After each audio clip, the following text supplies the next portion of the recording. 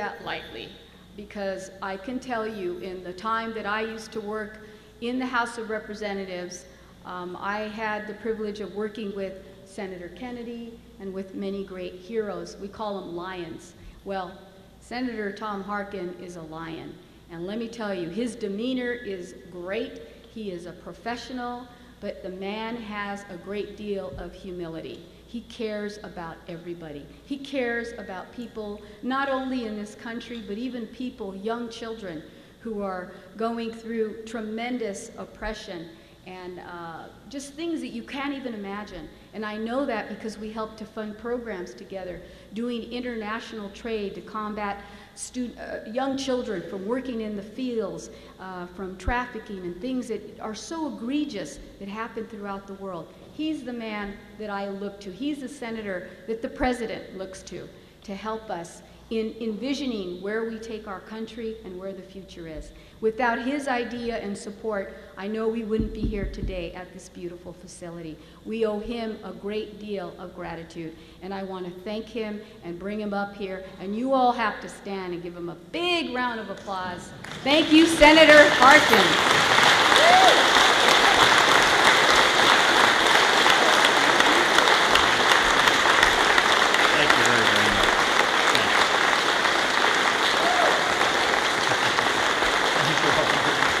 Thank you very much. Thank you very much. Well, good morning and welcome everyone, and thank you so much for those very kind and generous words, Madam Secretary. As Mark Twain once said, you'll go to heaven for your generosity. I appreciate that very much. And it is a wonderful morning to be here.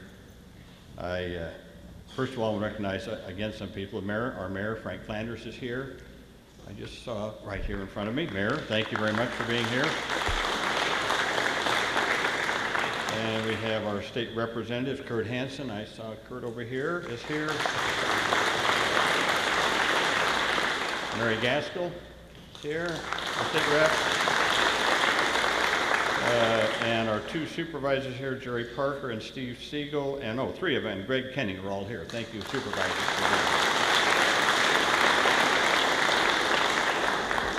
Sure hope I didn't miss anybody.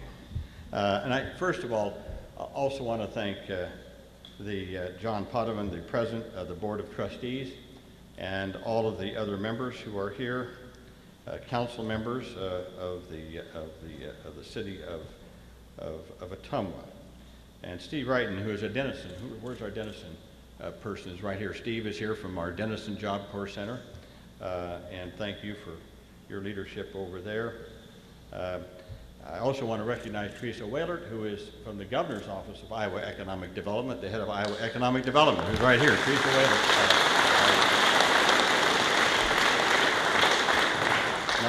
Not only a personal friend, but a great public servant. Thanks for everything you do, Teresa, in the Iowa city. And first of all, I just want to thank Jim Lindenmeyer for his great leadership at Indian Hills, all the work that he and his team have done to make this new Job Corps Center a possibility. Again, here's someone that ought to stand and get your applause. Jim Lindenmeyer has done so much work. Come on, man.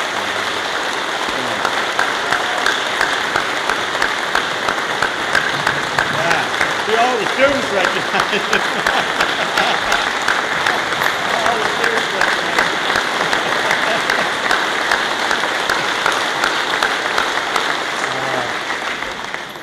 it. A great leader, and it's just been wonderful working with you, Jim. Also wanted to thank Gage Taylor. Gage, thank you very much. I kid him. I asked him how long it took him to learn to walk backwards. He was giving us a tour, and all of a sudden he's walking backwards. Never tripped once. I think the guy's pretty good. And Mark Douglas, thank you and welcome back to Iowa, I should say. He's been with Job Corps for how many years now? 11 years. 11, but you were out in Pennsylvania, I know. Yeah, been around the country with Job Corps. Been all over. Been in Iowa for 14 years. Aren't you originally from here? Oklahoma. Well, he's an Iowan now. Okay, but welcome back to Iowa, Mark Douglas. Welcome back here to Iowa, and to Jane Oates. Thank you very much for your kind words and for being here today. she's right, we do go back a long ways on our committee, the Health Committee, the Health, Education, Labor, and Pensions Committee. I remember when I came on that committee in 1987, Senator Kennedy came to me and wanted me on the committee. And a little side story. Sometimes these stories are kind of interesting. So he came to me on the committee, but John Glenn wanted me on his committee. And of course, John Glenn and I were both Navy pilots and interested in aviation, all that. So Glenn was dangling all this stuff out there. I could be on the committee with him and everything. So Kennedy wanted me on his committee. So I was trying to decide which one to be on. And so Kennedy said, I said to Kennedy, I said, well, you know, I'm really interested in disability issues. I'd been working on that in the House. I'm now in the Senate. And he said, well, let me see what I can do. So he came back to me. He said, I'll tell you what, I'll make this subcommittee on disability policy and you can chair it. And I said, well, I'm on your committee then.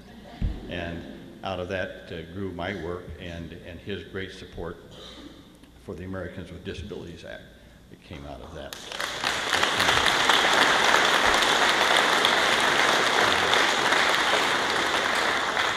I love Ted Kennedy. He was a great leader, and he was always very generous to let other people do things, like he gave me the opportunity to do that. The Health Committee, Health, Education, Labor, and Pensions. We cover a broad variety of things. Department of Health and Human Services, Department of Education, Department of Labor, National Institutes of Health, Center for Disease Control and Prevention, libraries, and a bunch of other things. Dan Inouye, who is a senator from Hawaii, chairs, and I'm also on the Appropriations Committee, and I'm chair of the Appropriations Committee that funds all those. So I'm on the Authorizing Committee, also the Appropriations Committee. Dan Inouye, a senator and a World War II hero, Medal of Honor winner, once made this statement. He said, you know, the Defense Committee is the committee that defends America. The Health Committee, the committee that Harkin chairs, is the committee that defines America. Health, education, jobs, job training, educational opportunities, pensions, elderly, Americans with disabilities, all those things that define what kind of a society we're going to be. And so I just thank Jane for all of her wonderful work on that committee in the past, and now being an assistant secretary for education and training. So I just repay, again, her kind words about me to say that Jane Oates is really, again, one of those unsung heroes that I have met through my lifetime, who have dedicated their lives, as she's dedicated her life, to making things better for the underprivileged in our country. Jane Oates, thank you.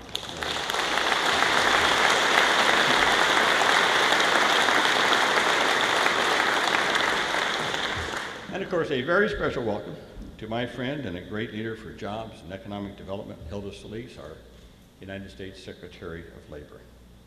We were here, that picture out there, in August of 2009. Jim and, well, at least the three of us are in that picture that's out there. And she was here then, and we're just extremely honored to have you back again today here in Ottumwa. Secretary's got a lot of demands on her time around the country. There's a lot of big states out there and all that kind of thing, you know, and she's from California originally, and so I know there's a lot of places she's being tugged all the time. And I think, again, it's a mark of her interest in Job Corps and in the success of Job Corps that she would be back here again today. I got to tell you a little bit about Hilda Solis. I first met her when she was in the House of Representatives in the Congress. I did not serve with her in the House. I was already in the Senate when she came to the House. But her life has been a series of firsts. First from her family to go to college. Does that sound familiar to some of you students back there? First in her family to ever go to college. First Latina ever elected to the California State Senate. First woman to receive the John F. Kennedy Profile and Courage Award for her pioneering work on environmental justice issues. And now the first Hispanic woman to ever serve in a president's cabinet. I can tell you that Hilda Solis, as you can tell from her remarks, is passionate about improving the lives of working families and about preparing people for new opportunities in the workforce. So it doesn't surprise me that with all of the tugs on her time, demands for her to be in other places of the country, that she would come out of her way all the way to come here to Ottumwa to help us open this wonderful new Job Corps Center. Thank you very much. Nearly a half a century ago, President Lyndon Johnson declared what he called unconditional war on poverty. From the time he took office in 1963 until 1970, as the full impact of the Great Society programs began to be felt, the number of Americans living below the poverty line dropped from 22.2% down to 12.6%.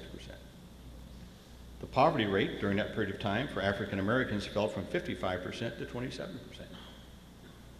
The poverty rate among the elderly fell by 2/3. One of the elements of Lyndon Johnson's plan to fight poverty was the creation of the Job Corps program, creating Job Corps centers across the country. The first Job Corps Center opened in 1965, not far from Camp David, Maryland. The aim was to help young people, especially kids from disadvantaged backgrounds, develop the skills they need to lift themselves up and qualify for good jobs.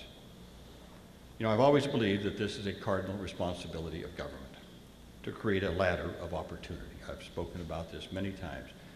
The responsibility of government to create a ladder of opportunity. Now you notice I didn't say an escalator, did I? Americans don't see an escalator as a free ride. Americans don't believe in a free ride. But you see, with a ladder, if you follow my analogy, with a ladder, you still have to exert energy and effort, initiative, responsibility to get to the top. Not a free ride. But the rungs should be there for you to grasp hold of.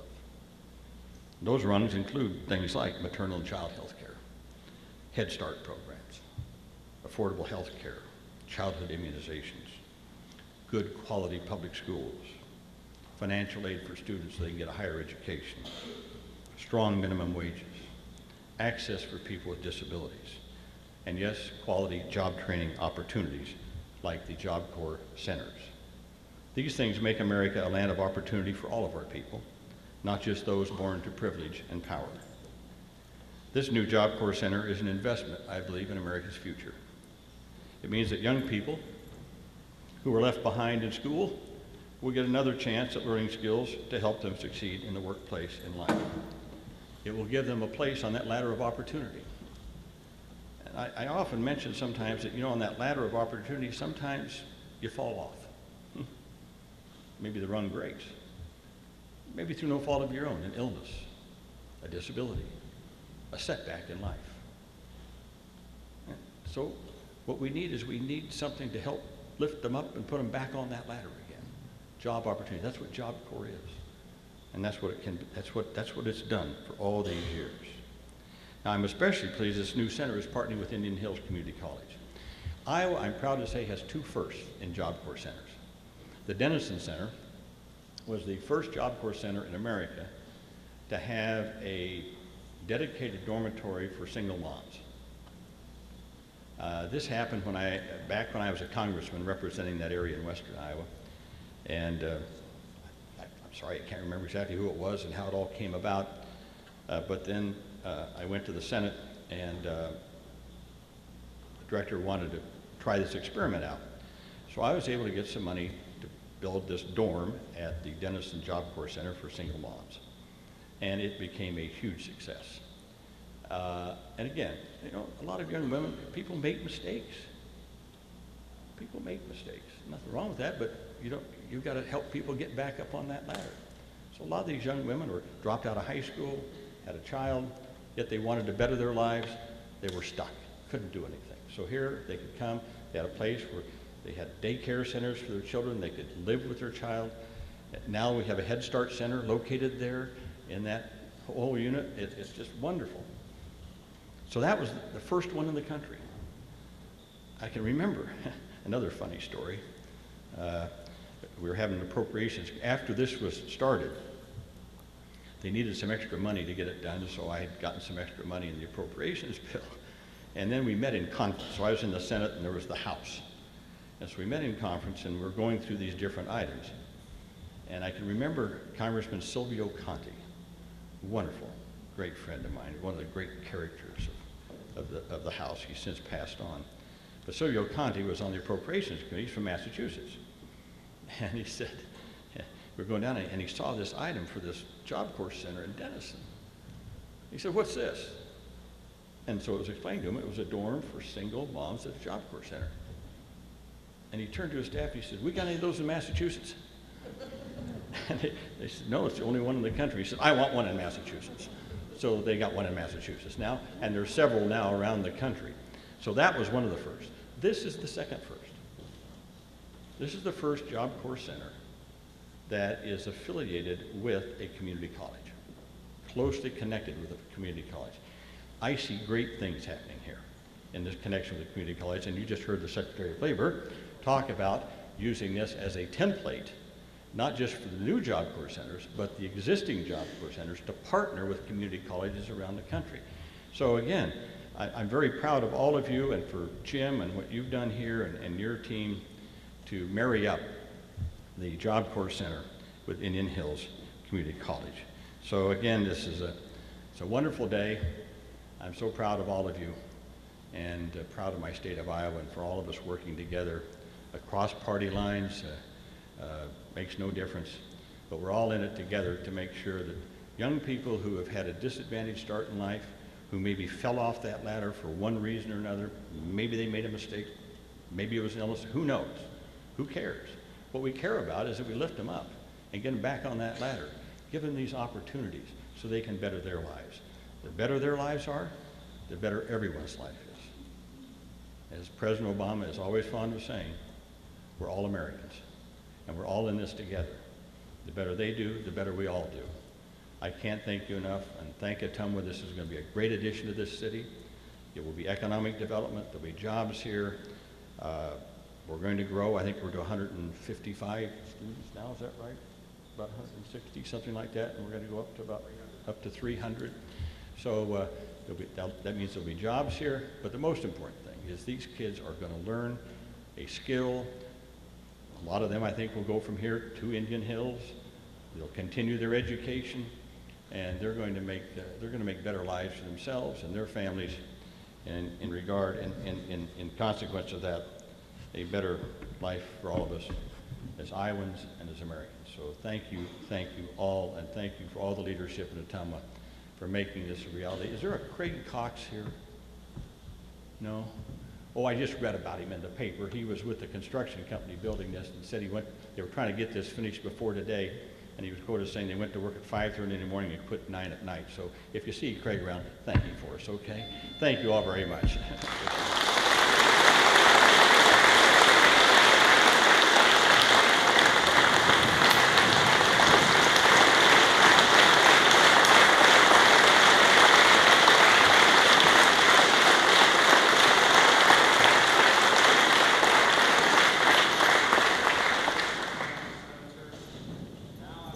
To welcome to the platform